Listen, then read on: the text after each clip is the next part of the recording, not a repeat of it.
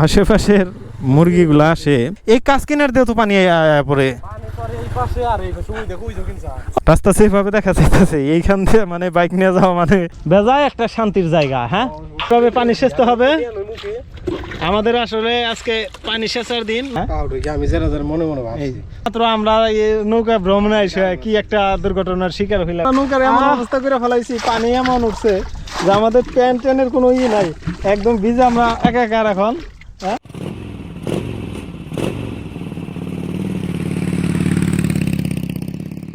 Hello viewers, আসসালামু আলাইকুম। বিকেলের সময়টাতে বের হয়েছি, এখন যাব বিলে। বাইকের পাশাপাশি এখন একটু নৌকা নিয়ে ঘুরবো।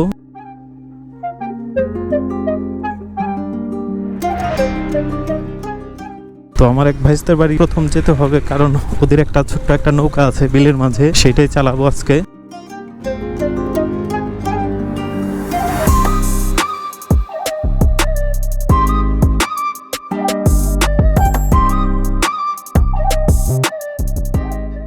A few moments later. Okay, finally অবশেষে সবারই আসা হলো। হ্যাঁ, পেছনে তিনজন, আমার দইরা তিনজন। হ্যাঁ, সোহাগী গিন্নি বাড়িতে যাও না, যাও বাবা পড়বো এরম করে গায়ে। আমার গিন্নিটাও সাথে যেতে চাইছে।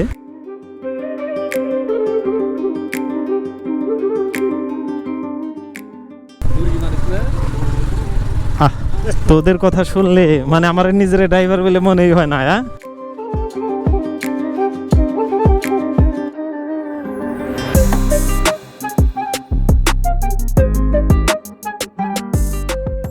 সকালের সময়টাতে এই রাস্তা দিয়ে স্থানীয় যারা মাছ মারে তারা লাইন ধরে যায়। সকালবেলা দেশি মাছ দেখা হয়, অনেক দেখতে অনেক ভালোই লাগে। আজকে হঠাৎ করে কেন জানি মনে হলো একটু নৌকা চালানো দরকার, কারণ বর্ষাকাল যাচ্ছে। বর্ষার মধ্যে তেমন একটা পানি আসে না এবার বিলে, আশেপাশে পানি খুবই কম।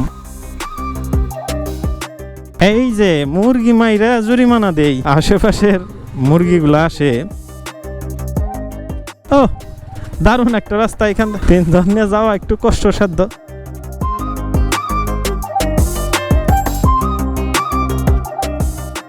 এইখান থেকে কিভাবে যাবো বল? এইখান দিয়ে তিনজন নিয়ে যাওয়া অসম্ভব, কারণ আমার ছাড়া যদি বাইক চলে যাইতো নিচে নিজে, তাইলে সবচেয়ে বেশি ভালো হইতো। কোন পাশ দিয়ে যাবো রে? A few moments later. কাদার অবস্থা কি কম নাকি? এই জায়গাতে গাড়ি চালিয়ে আসা মানে কি সামান্য কোনো কথা? পানি গো, এটা গরু চড়তেছে মাঠে, ওই যে তুই দেখছ না ওই জায়গাতে পানি ভরপুর থাকে। মোটামুটি এই কাজ কিনার দিয়ে তো পানি পরে। ওগুলো তো মাটি কাটা খেয়ে গরু বাছুরও যায় এখান দিয়ে। কাদা, বিকেলের পরিবেশটা খুবই শান্ত, আকাশও মেঘলা আছে কিছুটা, আর মেঘ তো কাটতেই চায় না, ডেইলি গুড়ি গুড়ি করে বৃষ্টি হয়। ও এখানে কি কাদার ব্যারিকেড, আর কত দূর যাওয়া যাবে সামনে? রাস্তা সেভাবে দেখা যাইতেছে, এইখান দিয়ে মানে বাইক নিয়ে যাওয়া মানে নিজের সাথে নিজের একটা যুদ্ধ করতে হবে এইখান দিয়ে যেতে হলে।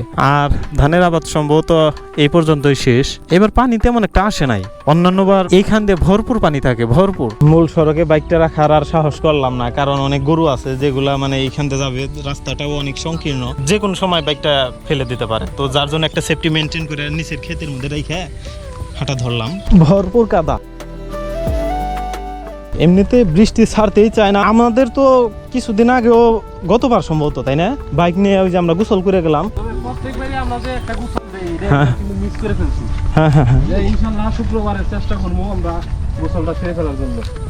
ওই যে বড় গঙ্গাতে, গঙ্গা মানে বঙ্গোপসাগরের সাথে। আচ্ছা আচ্ছা, বঙ্গোপসাগরের সাথে ওটা একটা নাম মিশ্রিত, ওইটা হলো বঙ্গোপসাগর, এটা হলো গঙ্গাপসাগর। আমি যেভাবে আশা করে আসছি যে এইখান দিয়ে তো ভরপুর পানি, আর যাই হোক নৌকাটা চালানো যাবে অনেক মনের আনন্দে। কিন্তু আমি যে আশা করছি আসলে এইটা কি বলে একটা আশারি গল্পের মতো আর কি। আমার আসলে ধারণাটা ঠিক হয় নাই, আশাটাই আমার ভুল এক প্রকার। কিন্তু তারপরে যেহেতু সেই পড়েছি, আমাকে একটু হইলেও ঘুরে যেতেই হবে, নইলে তো আমার মান সম্মান একবারই থাকে না। কি একটা অবস্থা, মানে মনের আশা কি ছিল আর কি হলো। হ্যাঁ, না না, আমার মনের আশা যে এখান থেকে ভরপুর পানি, আমি তো আসি না। এই বছর পানি হয়েছে মতো তো আমি আর আসি নাই, আমি আর এদিকে যাইতে পারবো না, আমার প্যান এত দূর তোলা সম্ভব না। এই সমস্ত দোষ হলো শাহিনুরের, কারণ ও যেভাবে আমাদের আশ্বাস দিয়েছে যে আজকে চল, আমার প্যান ভিজা গেছে। কত দূর, যত দূর তুলছি প্যান অত দূর পর্যন্ত পানি বাজে। আমি আরো কত আশা করে রয়েছি, যে একদম নৌকার সারি সারি, বিলে নৌকার অভাব নাই, আর পানি তো ভরপুর, মানে গ্রাম ছুঁই ছুঁই করছে প্রায়। ওই যে গ্রামের যে সর্বশেষ যে সীমানা, কম করে হইলে ওই দূর পানি চলে গেছে আর কি। কিন্তু কাছাকাছি এইগুলা পানি শুধু এগুলো ক্ষেতের মাটি বিক্রি করছে ওনারা পুকুরের মতো করে, যার কারণে বৃষ্টির পানিটা এত দুর্বল। হ্যাঁ, তুমি এই যে পিরামিডে উঠো, এই যে পিরামিড আছে না, এই পিরামিডের মধ্যে উঠো, বেজায় একটা শান্তির জায়গা। হ্যাঁ, এগুলা একটা মজার স্মৃতি, যে এক সময় আমরা যখন খুবই ছোট ছিলাম, তো তখন অনেক বন্ধু বান্ধবরা মিলে কিন্তু এরকম খেলাধুলা করতাম, যার কারণে আমাদের কিন্তু অনেকটা মজার সময় কাটতো এরকম খুঁটিতে। সেই স্মৃতিচারণ হইল অনেক বছর পর।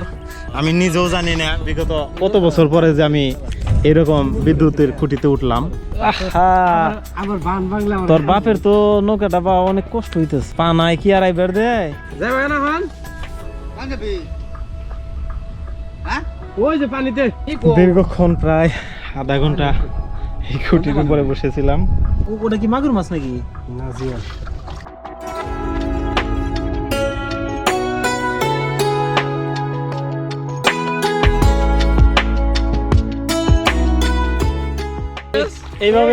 এইভাবে পানি সেচতে হবে আমাদের। আসলে আজকে পানি সেচার দিন, নৌকা ভ্রমণ কিছুই না।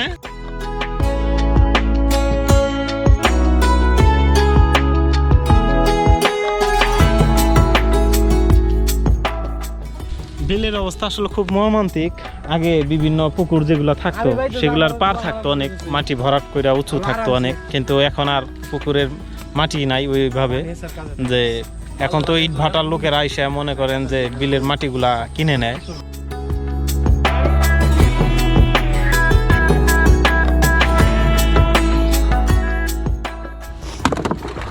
আল্লাহ রে, আল্লাহ রে,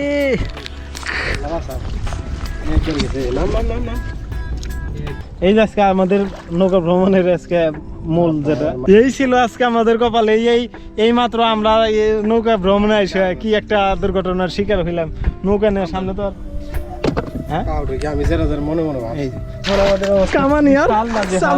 মানে আমরা নৌকার এমন অবস্থা করে ফেলাইছি, পানি এমন উঠছে যে আমাদের প্যান্ট ট্যানের কোনো ই নাই, একদম ভিজে আমরা একাকার এখন।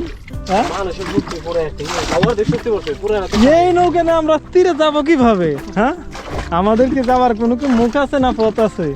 হ্যাঁ, অমনি তো ধরবো। এই তোর আমার নৌকা ভাঙ্গে চুরমার করে ফেলাইছস। হ্যাঁ,